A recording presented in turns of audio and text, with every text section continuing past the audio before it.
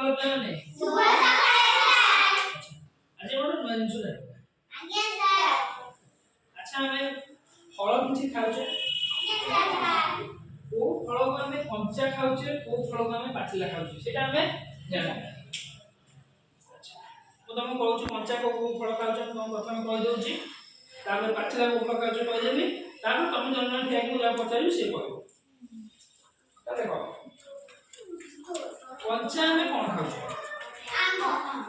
ଆମ୍ବ କଞ୍ଚା ଖାଉଛେ, ତାପରେ କଦଳୀ କଞ୍ଚା ଖାଇ ଦଉଛେ, ପିଜୁଳି କଞ୍ଚା ଖାଉଛେ,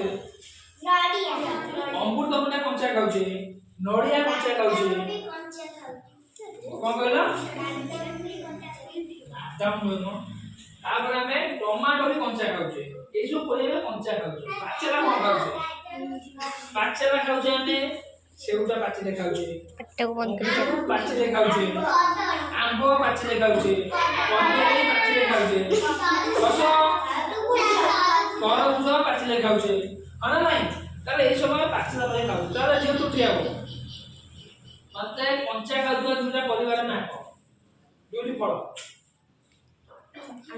ପିଜୁଳି ଆଉ ଗୋଟେ ଅମୃତଭଣ୍ଡା। ବସ ଦୁଇଟି ପାଚିଲା ପରିବାର ନାଁ କହ। ଆମ୍ବ ସେଉ। ତୁ କହ ଦିଟା ପାଚିଲା ପରିବା କଣ ଖାଉଛେ? ତୁ କହ ଦିଟା କଞ୍ଚା ଫଳ କଣ ଖାଉଛେ? କଞ୍ଚା ଫଳ କଣ ଦିଟା ଖାଉଛେ?